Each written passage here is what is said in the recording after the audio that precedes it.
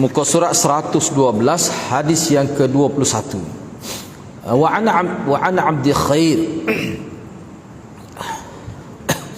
qala nahnu julusun nanzuru ila Ali tawadda'a fa adkhala yadahu al-yumna famala'a famah famadmada wastanshaqa wa nathara bi yadihi al-yusra fa'ala hadha 3 marrat thumma qala man sarrahu an yanzura ila tuhuri Rasulillah sallallahu alaihi wasallam fahadha tuhuruh. Diriwayatkan daripada Abdi Khair, kata Abdi Khair, kami duduk melihat kepada wudu Sayyidina Ali. Mana kami duduk ni, maknanya dalam hadis ni mengikut riwayat daripada Abdul Khair ni, mana kami itu maknanya dia dan ramai lagi orang lain duduk dalam keadaan melihat Sayyidina Ali radhiyallahu anhu mengambil wudu. Mana ini secara praktikal. Baik.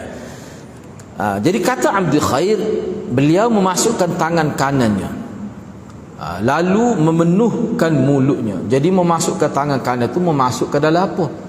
Memasuk ke dalam bekas. Jadi Sayyidina Ali memasukkan tangan kanan dia, maknanya masuk dalam bekas lah. Bekas yang mengandungi air itu. Sebab dalam riwayat lain sebut mana bekas tu bekas yang muka dia tu besar, seperti kita kata basing lah, atau jeluk kecil. Mudah kita nak masuk tangan gitu. Itu maksudnya. Lalu dia memenuhkan mulutnya.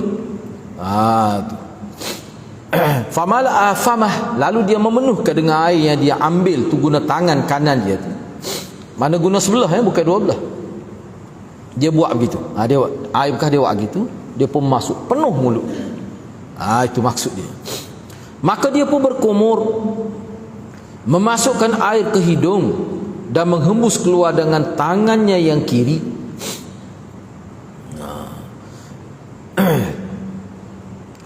Mana dia masuk tu dia begini. Ni kira-kiranya sekali lah. Dia ambil masuk dalam mulut tu semua ambil ke atas. Jadi bila dia nak buang tu, dia panggil istinsar tu, dia buat gitu. Dia buang guna tangan kiri. Ambil ni guna tangan kanan. Begitu. Maknanya dia tidak, bila dia nak buat tu supaya keluar sekali dengan kita kata kesan daripada hingu hak melekat dan sebagainya, nak bersih ruangan itu. Dia guna tu masuk ni dalam mulut sekali dengan isap dalam hidung, lalu bila nak keluar air hak dalam hidung tu, hak mulut tu tak apalah. Dia buat, dia guna tangan kiri dia. Berapa kali dia buat gitu? 3 kali. 3 kali. Dan ini biasa saya tengok orang kita buat ni. Mana orang tua kita buat ni. Biasa Kemudian dia pun kata, siapa yang suka untuk melihat cara bersuci Rasulullah, maka inilah cara bersucinya. Jadi hadis ni hadis ringkas ni. Tak kira kita kata berwudu tu saja, tidak maksud gitu. Hadis ni nak bincang ayatnya bagaimana cara berkumur Rasulullah. Sebab hadis ni dia mengisyaratkan kepada berkumur dan memasuk air ke dalam hidung tu dengan menggunakan satu gharfah, satu cebokan. Kita bincang dah sebelum ni. Khilaf besar tu, lepas ni kita akan jumpa lagi hadis ulama bincang. Setengah ulama dia amal semua tu. Nak mengelak daripada khilaf tu nak macam mana? Ada setengah kata masalah rambut, kita akan bincanglah selepas ni. Hadis ni riwayat Sayyidina Ali ni, dia sebut tentang memasukkan air ke dalam mulut dan ke dalam hidung menggunakan air yang sama, satu cebokkan. Payah sikit nak buat tu sebenarnya tu. Tapi kalau biasa buat tu tidak jadi masalah. Itu salah satu cara, dan itu bukan satu-satu cara. Banyak lagi cara lain. Ada lagi, bukan banyak, ada lagi cara lain. Cuma hak ni itu salah satu cara. Cuba tengok di sinilah. Sebab itulah dalam kes ambil wudu, dia kena gabung semua hadis tu baru kita nampak. Begini. Kalau khilaf pun kita akan faham khilaf itu. Salah satu petunjuk daripada hadis ini ialah tangan yang digunakan untuk mengeluarkan air dari hidung ialah kiri, padahal masuk tadi guna tangan kanan. Keluar tu guna tangan kiri. Dia gini. Lebih mudah supaya nampak. Masuk tu dengan tangan ni, bila nak buat tu dia guna ni. Itu maksudnya. Kita kata nak seng, supaya orang seng lah. Tu. Imam An-Nawawi menjelaskan bahawa sunnah ialah mengeluarkan air atau kotoran dari hidung selepas dimasukkan ke dalamnya. Maknanya sunnahnya bukan sekadar istinsyak tapi istinthar. Istinsyak tu masuk, istinthar tu hembus keluar. Tu. Hal tu sunnahnya. Bukan istinsyak saja, sekali dengan istinthar. Ashab kita, bila Imam Nawawi sebut ashab kita, maknanya tokoh-tokoh dalam mazhab Syafi'i. Bila sebut ashab kita, Imam Nawawi kata ashab kita, maknanya tokoh-tokoh dalam mazhab Syafi'i. Mereka berkata, mengeluarkan air dari hidung dengan tangan kiri adalah berdasarkan hadis yang sahih.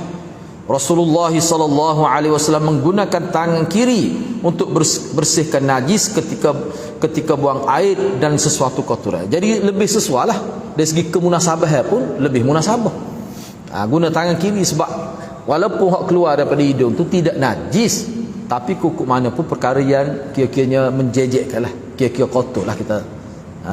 Tapi tidak najis. Lebih sesuai gitu. Jadi Nabi ambil kira bab kesesuaian dalam kehidupan ni. Hafiz Ibn Hajar berkata, istinthar, saya sebut tadi lah, istinsyak masuk, istinthar tu keluarkan daripada.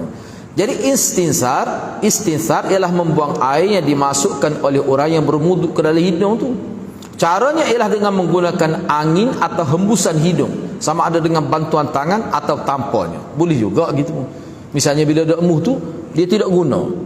Sebenarnya guna ni dia menyempit keluar tu, dia lebih kuat lagi keluar. Tekannya tu lebih kuat. Itu tujuannya. Tak guna pun tak apa. Asalkan buang, itu makna istinthar. Terdapat riwayat daripada Imam Malik tentang makruh melakukannya tanpa bantuan tangan kerana ia menyerupai perbuatan hayawan. Imam Malik kata kalau pakai sembur gitu tu, dia keluar dalam keadaan yang tidak terarah, itu kurang sopan. Nampak supaya binatang. Sebab tu saya Ali bila buat ni, buat gini kan kita boleh arah lah, arah pada bahagian ni kau tidak jadi sembuh habis pergi lah. Tambah-tambah kalau dalam bilik air seperti kita sekarang ni dah rata pergi habis tu. Lepas tu nak basuh pula tu, kena basuh lah, dia kena bersih. Kalau tidak timbul masa nampak, bila orang tengok tu nampak ada kesel tu, jadi menjejekkan lah. Jadi Imam Malik kata begitu, seperti hayawan dia tu. Namun pendapat yang masyhur tidak makruh pun kalau tak guna tangan tu. Itu pendapat yang masyhur. Jika seseorang membuangnya dengan bantuan tangan, maka sunnah ialah dengan tangan kiri. Kalau nak guna, kena tangan kiri sunnahnya. Imam An-Nasa'i membuat tajuk bab dengannya. Ini kita lepas dah lah, kita bicara Sunan Nasa'i. Mana bila nak istinsar, guna tangan kiri. Tidak wajib, tapi itu sunnah. Sunnah yang dengan erti sunat.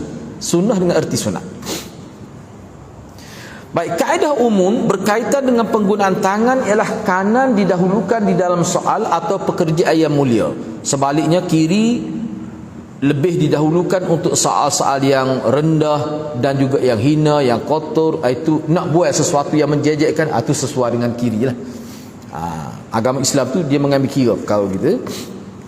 Supaya juga Nabi kalau pakai baju dia mula dengan tangan kanan, disebut dalam Syama'il Muhammadiyah pun ada. Nabi bagaimana cara dia pakai baju. Nak pakai baju masuk tangan kanan dulu. Tapi bila nak tanggal ke baju, dia keluar daripada sebelah kiri dulu. Sebab apa? Sebab pakai baju tu hak tu lebih baik. Nak banding dengan hak tanggal baju tu. Dia ada kira-kira tu. Ialah ada setengah-setengah ulama kata benda-benda tak molek ni kita guna kiri isyarat kepada lawan syaitan lah. Sebab syaitan iblis ni dia mengiri. Bukan menganan, tidak. Tu kan? Ada ulama kata gitu. Sebenarnya ada hadis mana syaitan tu dia suka ke kiri. Tu kan? Baik, seterusnya kita pergi kepada seterusnya. Hadis ke-22, hadis yang ke-22.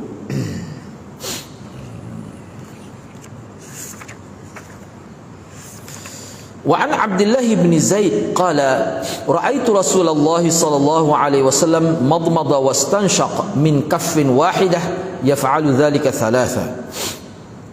Hadis ini menunjukkan salah satu kaifiat berkumur daripada Abdullah bin Zaid. Katanya Abdullah bin Zaid kata, saya melihat Rasulullah berkumur dan memasukkan air ke hidung dengan satu telapak tangan. Baginda sallallahu alaihi wasallam melakukan sedemikian sebanyak 3 kali. Ni, mana 3 kali? Masuk air dalam mulut tu 3 kali. Berkumur tu lah.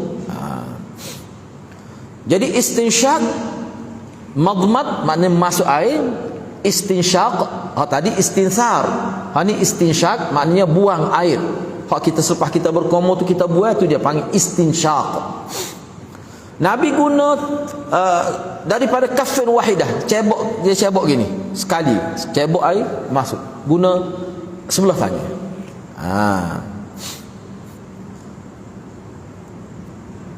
Berapa kali tu? 3 kali. Hadis ini menunjukkan salah satu cara berkumur dan memasukkan air ke hidung. Caranya ialah mengambil air dengan sekali ambil menggunakan satu telapak tangan, lalu berkumur, dan dalam masa yang sama terus memasukkan air yang masih berbaki ke dalam hidung. Perbahasan tentang pelbagai kaifiat membasuh kedua-duanya serta manakah yang lebih afdal dari segi pandangan mazhab telah berlalu di dalam hadis sebelum ini. Sebelum ni kita bincang dah. Maknanya perkara tu setengah ulama kata ni khilaf muktabar. Setengah kata sekali air guna tu lebih baik. Ramai juga yang kata begitu. Bukan sedikit ulama yang berpendapat gitu. Ada setengah kata dak, asing-asing lah. Sebab kalau buat sekali gitu memang agak sukar lah. Agak sukar. Dia rasa tak puas. Ni bagi orang tak biasa, bagi orang biasa lah. Kalau untuk saya tu tak mudah benar nampak dia buat. Kita kelih, kita nak buat tak apa nak jadi. Itu ni saya tengok sendiri. Dia masuk, cara dia buat gini. Dia lenggok tu dia isak kali. Dan saya pun pernah buat gitu. Pedih, habis gerai pedih. Tak terkawal, muka dua serentak nak buat tu masuk pakai dia. Memang hal tu pun dia nak biar terasa pedih tu sikit. Mana kalau tak lewat gitu pun ambil air berasing pun tak apa. Boleh berlaku, ikutlah hak mana lebih mudah. Sebab hal tu kira ada dalil semuanya. Baik, seterusnya kita pergi kepada jadi kena ingatlah hak kata 3 kali ni bukan wajib. Hal tu kira-kiranya setengah ulama tu mana lebih afdal, hak maksimal di setakat tu. Minimalnya sekali. Tapi jangan buat lebih daripada tu. Kita bincang ada hadis tu. Itu termasuk dalam membazir. Hadis ke-23 an Ibn Abbas anna Rasulullah sallallahu alaihi wasallam masha bi ra'si wa udhunayhi batinihima bis sabbahatain wa zahirihima bi ibhamaih. Diriwayatkan daripada Ibnu Abbas radhiyallahu anhu bahawa Rasulullah sallallahu alaihi wasallam menyapu kepala dan 2 telinganya. Bahagian dalam dengan jari telunjuk ni dia buat gini. Bahagian dalam dengan jari telunjuk dan bahagian luar dengan ibu jari. Dia buat begini. Dia ambil sini, bila dia basah tangan tu, dia basah tangan dia buat gitu. Terus pergi sini. Pergi sini ni hak ni. Sabbah. Jari telunjuk ni dia masuk, dia cuci. Habis ni kawasan dalam. Sekat hak muat lah. Jangan cocok pada dalam tu. Sekat tu. Lepas tu ni dia panggil bahagian luar. Kita akan bincang lepas ni. Setengah ulama kata hak ni bahagian kepala, hak ni bahagian muka. Khilaf pula. Tak apalah tu khilaf. Hak ni bila sesah ni dia guna ibham. Ibham ni 2 ibu jari dia buat gini. Dia cuci bahagian belakang ni pula. Itu maksud dia. Jadi Nabi buat gitu. Nak suruh bersih lah. Jadi ulang-ulang beberapa kali tu tak apa tu. Cuba tengok di sini istilah dia lah. Sabbahah, jari yang berada di sebelah ibu jari. Dinamakan sedemikian kerana dijadikan ia sebagai isyarat ketika bertasbih. Sabbahah. Tu. Bila bertasbih ke? Bila bertasbih ke? Kita buat ada. Maknanya ialah guna jari tu. Ni pun misalnya start sini kau tak kira lah. Jadi sabbahah tu sebagai isyarat ketika bertasbih. Bertasbih. Tu. Peranai dia tu. Tu. Hak tak guna wasbih lah. Kalau kita ada wasbih panjang sampai ke pitu tu, tak payah guna ibu jari lah tu ya. Tu. Nama ini adalah nama Islam. Nama ini adalah nama Islam sebagai ganti pada nama sebelumnya, iaitu Sabbabah, yang memberikan makna mencela. Kalau dulu zaman jahiliyah, hak ni dia panggil Sabbabah. Sabbabah yang memberi makna banyak mencela. Sababah ni mana banyak mencela. Dinamakan sedemikian kerana masyarakat jahiliah dia gunakan ni jari telunjuk ketika mereka mencela serta menjadikan jari sebagai isyarat kepada celaan. Tunjuk atas muka, jadi macam-macam guna ni. Kalau mungkin setengah bahasa dia guna jari tengah ni. Tak serupa lah. Ada setengah tu guna jari tengah macam-macam. Tapi zaman Arab dia guna ni. Nak tunjuk, nak isyarat kepada perkara yang tidak baik, dia guna jari ni. Sebab tu dia panggil sababah, mana yang banyak mencela. Atas wazan allamah itulah sababah. Gitu kan. Tapi bila Islam mari, Islam ubah. Sebab hari ni guna untuk tasbih, sabbahah. Banyak bertasbih. Tak apalah, boleh tengok di situ. Zahir hadis ini menunjukkan bahawa telinga adalah anggota kepala. Kalau kita ambil kira hadis ni, kita boleh faham bahawa anggota kepala, telinga tu termasuk dalam bahagian kepala. Sebab itulah dia guna untuk sapu telinga tu pakai sekali selalu dengan air awak sapu kepala.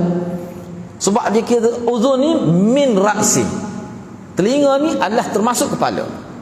Khilaf lagi tu, kita akan tengok selepas ni lah. Khilaf lagi tu. Di dalam riwayat Ibnu Hibban sebut begini, dalam riwayat Ibnu Hibban disebutkan begini. Kemudian Nabi SAW mencebuk satu cebukan. Cebuk ni gini lah, cebuk gitu. Gharfah wahidah, satu cebukan. Lalu menyapu kepala dan dua telinga. Dia sebenarnya kalau dalam riwayat itu tak ada Nabi buat gini pun siapa buat gitu. Nabi celup tangan, Nabi buat gitu. Tu naknya yang dikehendaki hanyalah ni air yang melekat pada, dia panggil batnil yad, ni telapak tangan ini. Ni dia panggil zahrul yad, bahagian atas. Itu maksudnya. Lalu menyapu kepala, sebab kalau guna air wak gini tu dia tak panggil sapu, dia panggil basuh. Tu ya. Dan dua telinga. Dia satu cebukan ni dia begini, kena ingatlah. Dia ada setengah tu dia buat gitu sebelah.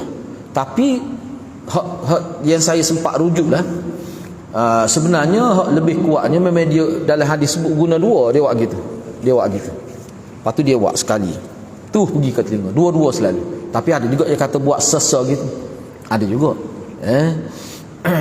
Tapi biasa kalau hak sa tu dia sesah ni dulu.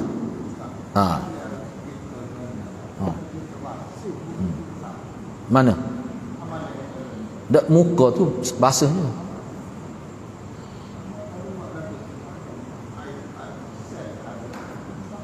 Memang. Sebab tu dia hak tu saya nak sebut, ingat nak sebut lepas ni dah tanya lalu tu nak. Pakai royak lalu.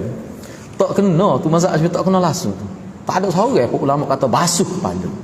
Memang dia sapu. Sebab tu bila ada dalam Sunan Abu Daud tersebut ada sahabat buat tiga kali guna air banyak. Ulama bincang apa buat gitu? Apa sebab? Disebut kerana waktu tu musim panas lajuk. Kerana panas doa. Hak biasa dia buat gitu. Sapu ni sebab tu kalau dalam dia panggil dhabit. Dhabit sapu ni dhabit dia. Apa dia kita panggil dhabit ni maknanya ciri-ciri bila kata sapu, antara ciri dianya air tu tak bertitik. Bila buat air tak titik pun tak apa, sebab dia sapu, dia bukan basuh. Tetapi kalau bahagian hak kena basuh tiba-tiba air tak titik dah, tu tak cukup. Bila kata basuh ni dia kena air lebih banyak titik. Nak kau buat ambil tu dah bergerak sampai berjeruk baju tu, orang tak panggil sapu tu, tak kena tu. Memang tak kena tu. Cara tu asal raya aku ke mana pun memang tak kena. Wallahu alam lah. Setakat saya duk rujuk tak jumpa ulama kata tu makna sapu. Tak ada. Kita bincang panjang dah dulu Sunan Nasa'i ni tu ya. Dia bila perkara tu bukan kebiasaan dibuat, dia jadi ada perbincangan lah. Kerana musim panas sangat. Kayak kita sebut dah dalam mazhab Syafi'i 7 lah. Bila sesam rambut guna tencur dulu kayak budak-budak lah. Bila cukup bengah setengah tu kata wak gini sejari berak lebih dah 7 yakin dia kata. Gitu. Jadi kalau buat memek lah, saya pun tengok, sebab saya pun pernah tegur sebenarnya masa di Masjid Lunas. Memek dia ambil air berak tu dah. Ada setengah tu. Kita panah mari tempat jauh nak basuh kepala, basuh gigi, tapi bila ambil wuduk tak lewat gitu. Siapa dia ikat, saya tengok dia ni. Dia ada kata wala dia ikat tekuk takut basah baju. Oh kata paruk ambil semaya buat ni. Dia buat lagu tadi tak sempat basah baju kena ikat. Kena ikat ni kain tuala kecil tekuk ni tak sempat kena habis baju. Tak boleh ambil wuduk lagu tu. Nak basuh kepala tak apa gitu. Berkali dia biasa pergi tempat hak dia gunting rambut, orang cuci kepala ikat bubuh kain, dia buat gitu juga nak ambil wuduk. Kayak masa shampoo kan tu kan dia tak sempat basah baju, ngoi tak pecah baju pergi tempat salon tu. Nah. Oh dia nampak hak tu mari air dia tak boleh wuduk, dia tak boleh tiru hak tu. Dia kena tiru Nabi. Jangan buat gitu. Jangan buat gitu. Sebab kalau dalam mazhab Syafi'i dia kata kalau buat sapu banyak air itu termasuk dalam bazir tu. Sebab sapu tidak gitu. Bahkan kalimah masah ni dia gini, bila kita letak tu kita tarik gitu. Berasa dalam lembab tu tak titik pun. Itu makna masah. Bertemu antara dua kulit kemudian digerakkan. Itu makna sapu. Dari segi bahasa Arab. Kalau tak gini dia panggil sentuh. Masah gini. Masah tak gini buat gitu dia panggil masah dalam bahasa Arab. Masas tu. Bisa kita setuh hati panggil masah. Tapi kalau kita buat gitu dia panggil masah. Kenapa tu? Oh tapi kalau buat gitu dia panggil dalk. Dia panggil dalk.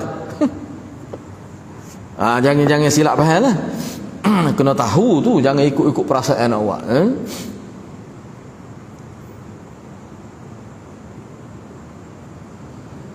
Baik.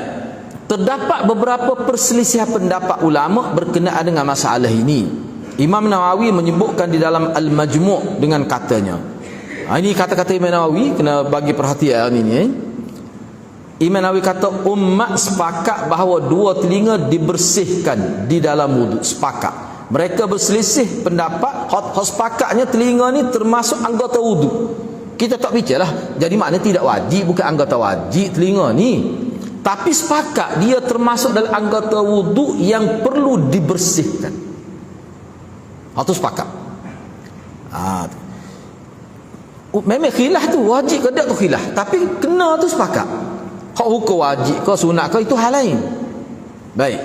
Mereka berselisih pendapat tentang bagaimana cara membersihkan kedua-dua telinga berdasarkan pendapat mazhab-mazhab. Abu Ja'far Muhammad bin Jarir At-Tabari dalam kitab Al-Ikhtilaful Fuqaha dia kata gini. Mereka sepakat bahawa orang yang tidak menyapu telinga wuduknya tetap sah. Sepakat. Tak basuh telinga pun sah. Tapi rugilah kita. Tak boleh pahala situ. Selain beliau juga menukilkan ijma' tersebut. Selain beliau juga menukilkan ijma'. Siapa ijma' kata bahawa kalau orang tak basuh telinga, tak sapu telinga lah, sah wuduk dia. Tu. Ibnu Munzir dan ashab kita. Kena ingatlah bila Imam Nawawi sebut ashab kita, mana tokoh-tokoh dalam mazhab Syafi'i rahimahullah. Ibnu Munzir dan ashab kita menukilkan daripada Ishaq bin Rahawai bahawa beliau berpendapat orang yang tidak menyapu kedua-dua telinga dengan sengaja tak sah wuduk dia. Ishaq bin Rahawai kata kalau dengan sengaja, kecuali tak ingat, kalau dengan sengaja tak sah wuduk dia, maknanya wajib basuh tu. Pendapat ini ditolak. Pendapat Ishaq bin Rahawai ini ditolak berdasarkan ijma' yang telah disebutkan dan berdasar pada hadis disebutkan oleh pengarang. Jadi nak kata tidak sah wuduk, ini pendapat yang terpencil lah. Yang gharib, yang ganjil. Pengarang Al-Hawi menukilkan daripada Abil Abbas Ibn Suraij bahawa dia membasuh kedua telinga. Jangan cepat hati malik. Ni paruk ni. Ni dia gabung semua. Nak elak pada khilaf tu. Pengarang Al-Hawi menukilkan daripada Abil Abbas iaitu Ibn Suraij. Abil Abbas tu dia ni Ibn Suraij, nama orang tulis itu. Bahawa dia membasuh dua telinga 3 kali bersama muka sebagaimana pendapat Zuhri. Ni masa dia basuh muka tu dia pergi ke telinga lalu. Basuh muka tu sekali dengan telinga, muka sekali dengan telinga, bukan kepala sekali dengan telinga. Ni pendapat Zuhri. Jadi Ibnu Surih pun buat gitu juga. Baik, sir. Dia juga membasuh kedua-duanya bersama kepala sebagaimana pendapat ulama lain. Jadi bila dia bukan basuh ni sebenarnya silap ni. Dia sapu kepala sekali dengan telinga. Hak sapu tu, sapu kepala sekali dengan telinga. Dan bila dia basuh muka, dia basuh sekali dengan telinga. Lepas tu nak kata mana dia kata amo buat belaka tu. Jadi hak ni khilaf pun masuk dalam tu belaka tu. Tak habis lagi tu. Yang kedua, ni yang ketiga. Dia membasuh kedua-duanya secara berasingan sebagaimana pendapat Imam Syafi'i. Basuh kedua, mana kalau basuh muka taklah telinga tu, tapi kalau dia sapu kepala untuk telinga dia ambil air lain. Itu mazhab Syafi'i. Mazhab Syafi'i. Pendapat Imam Syafi'i sendiri. Pengarang Al-Hawi berkata, Ibnu Suraj melakukan sedemikian bukan kerana dia sesuatu yang wajib, sebaliknya mengambil jalan cermat untuk mengelakkan khilaf. Sebab begini, punca khilafnya begini. Ada sesengah ulama bahasa Arab, dia mentarifkan wajhun ini, maknanya bahagian hadapan ni yang kita lihat, yang ternampak, yang kita nampak. Tak nampak ke tak telinga? Nampak? Telinga ni hak mana nampak? Hak depan. Jadi hak belakang ni tak nampak. Sebab tu setengah-setengah ahli bahasa kata, bila kita sebut wajhun, dia termasuk telinga hak kita nampak masa kita muqabalah, bersentuhan muka dengan dia. Jadi hak ni tak nampak. Hak ni dia untuk kepala pula. Sebab tu ada, kita tengok lepas ni kita akan jumpa ada yang bila dia basuh muka, dia buat gini ya. Bila dia basuh muka, sebab dia kata hak ni muka lagi. Nama wajhun ni hak depan tu. Bila dia basuh kepala, dia basuh dia sekali. Dia sapu kepala, dia pergi sekat ni ya. Hak depan ni tak, sebab hak tu basuh dah tadi. Sebab dia kata hak bahagian ni juz'um min ra'sin. Itu bahagian kepala. La wajah, tidak wajah, tidak muka. Ada juga yang kata gitu. Mana kalau dari sudut bahasa Arab tak salah. Tu khilaf tu. Jadi kalau kita tengok orang ni kelebihan, kalau kita tahu, kalau kita tengok orang buat gitu, kita tak kata apa. Kalau kita tak tahu, kita kata ni belah mana pula ni, timu macam-macam. Orang kita kan dia mahir bak sangka buruk tu. Memang dia mahir, gemula tok dia begitu dah. Dia mahir bak ni. Kena berhati-hatilah. Baik. Tak apalah. Jadi perbuatan Ibnu Suraj itu untuk menjelaskan bahawa sapu telinga adalah sunat, bukan wajib pun. Sunat. Dia nak ayat gitu. Sebab tu bila muka dia sapu bahagian ni. Sebab ni lah. Dia buat dia pergi ke belakang lalu. Lepas tu kalau bila sapu kepala pun dia ambil ke bahagian belakang ni pula. Sekali dengan sapu kepala. Nak ayatnya perkara tu bukan wajib. Dia isyarat aku tu. Yang kedua, perbuatan Ibnu Suraj itu untuk menjelaskan beberapa kaifiat menyapu telinga. Nak ayatnya sapu telinga ni ada banyak. Kalau kita basuh, dia mesti sekali dengan muka. Kalau kita kata sapu, dia dengan kepala. Itu maksud dia.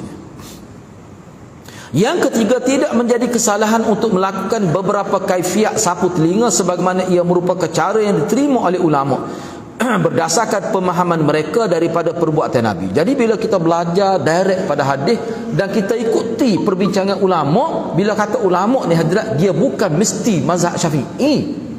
Sebab tu bagi saya nak tegahkan di sini, orang yang belajar hadis dengan cara sistematik, belajar hadis, belajar fiqh melalui hadis, dia ambil kira semua pendapat ulama. Orang ni dia ikut semua mazhab.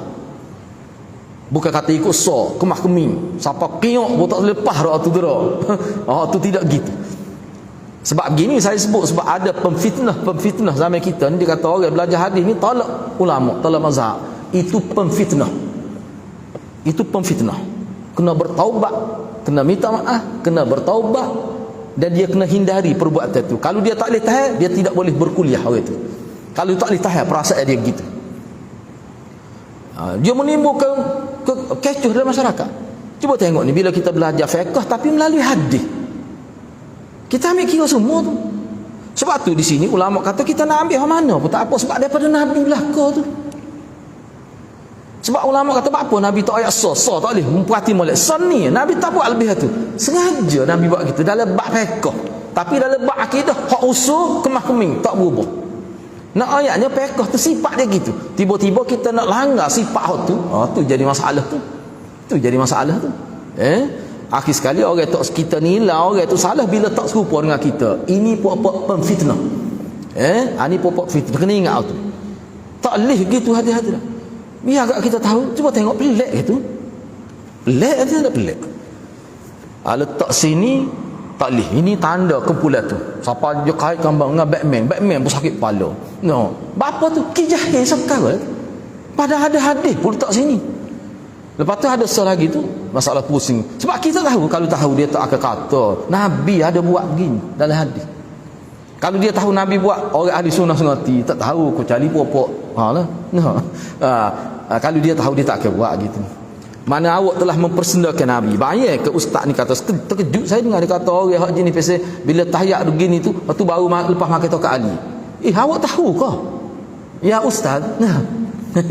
Tu perbuatan Nabi tu. Awak telah memperlekeh sunnah tu.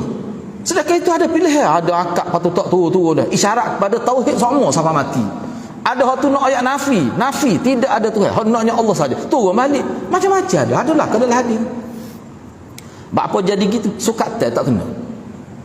Sukatan pengajian tu tak kena. Siapa ada gong tak gong ustaz ni? Awak belajar hadis, tak usah sebut fiqh. Belajar hadis sudahlah. Apa nak sebut fiqh dengan hadis? Ada kelah ustaz tak tu. Cuba bayangkanlah. Rosak masyarakat tu kalau kita sebut gitu. Padahal hadis itulah kita ambil hukum fiqhnya. Sebab tu pengajian cara ni bagi saya dia tidak menafikan pengajian fiqh secara khusus. Hak cara ni pun kita ngaji, lepas tu kita nak kemah mazhab, ngajilah pula. Orang buat PhD bincang tentang mazhab Syafi'i. Tapi dia tahu hal ni. Sebab tu kalau dia ngaji secara umum, kemudian dia ambil takhasus dalam mazhab Syafi'i, lebih kemah lagi. Dia tidak akan tuduh orang tak serupa dengan dia tu sesat. Bahayanya bila dia ngaji satu cara hak tu saja. Maka dia kata orang tolak ulama. Lepas cuba kita tengok sini berapa kali dinakalkan pendapat Imam Syafi'i. Pokok kita gini. Cuba tengok sini dia kata. Kita nak jadi maknanya bila kita nak sapu telinga kita nak ikut cara Imam Syafi'i boleh, nak ikut cara mazhab Malik boleh. Boleh berlaku. Asalkan perkara itu berasal daripada Nabi. Boleh, tidak jadi masalah. Kalau kita kata tak boleh, kita kata salah, berat kita. Mana kita menafikan sebahagian daripada hadis Nabi. Paruk tu kalau gitu tu hati-hati tak. Tak kena tu lagu tu. Dia biasanya saya pernah dengar dan saya pernah ditegur. Dia kata bila ustaz sebut ni ngajar miskat sebut banyak ni, orang jadi keliru. Kata orang mana keliru? Orang mana? Cuma hari tu tahan tu duk nak tubik dah tapi kalau tubik paruk. Sebab hak je kecek ni cuma kata orang mana cakap ya? Orang mana? Orang hadut ala hutan ke orang hadut telipuk? Kalau hadut telipuk dia bukan kelah hak tu. Tak rayak tu jadi masalah. Bila kita tidak cerita sepatutnya kena cerita fiqh ni luas. Kita sempitkan hak tu dia jadi masalahnya. Dia sudah pemahaman tu, cara tu sudah bercanggah dengan ni zaman global ini. Dunia tanpa sepadan. Orang tahu semua perkara. Kadang-kadang hak berlaku tepi rumah kita, orang di Amerika lebih tahu. Tiba-tiba kita duduk main hak tu lagi. Ini masalah. Tu masalah sebenarnya. Sifat ilmu fiqh ni luah. Tiba-tiba dia sepik kena ambil ni saja. Kalau sebut dia kata jadi keliru. Sebenarnya keliru kan dia tak sebut. Kalau sebut relax sebut saya. Banyak sebab kita mengaji asal daripada Syafi'i. Bila kita mengaji banyak kita pergi mazhab Syafi'i. Dia sebenarnya hadirat saya sebut ni bukan apa, biar kita terbuka. Orang yang kata nak mazhab Syafi'i ni penipu ya. Kok dia duk amalan ni bukan Syafi'i semua pun. Tu zakat tu mu ambil siapa tu? Bayar zakat. Sistem perbankan Islam tu buat amalan hak siapa tu? Deposit gapo tu hak siapa tu? Beli buah tu tak nampak jelas baik isi dia tu, tapi beli juga tu pendapat siapa? Syafi'i ke gitu? Kalau nak kita tak sah tu. Teruk kita nak bergesar, teruk dia tak boleh. Dia tak jadi. Sakit perut kan. Mula sakit perut mula nak kekeh orang. Teruk sungguh dia. Tu masalah tu. Masalah besar ni. Selagi tak ubah pemikiran itu hadirat, orang berubah lama dah, dunia berubah dah. Dia tak berubah lagi, duduk tahap tu. Patut nak marah kan? Ni puak-puak muftin, pemfitnah. Patut tuduh orang macam-macam gini-gini. Padahal dia tak ada. Nah.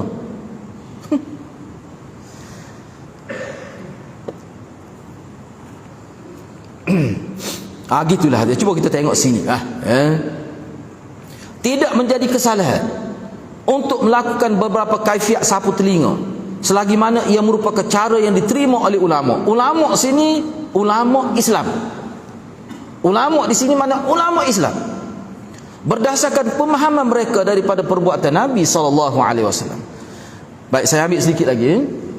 Berdasarkan kepada perbuatan tersebut juga menunjukkan bahawa terdapat perbezaan kaifiat menyapu telinga di kalangan ulama dan perbezaan pendapat tentang hukumnya. Antaranya, ini kita bincang minggu hadapan. Saya setakat itulah dulu. Mudah-mudahan Allah berkati kita semua. Aku qouli hadza wa astaghfirullahal azim li wa lakum. Assalamualaikum warahmatullahi wabarakatuh.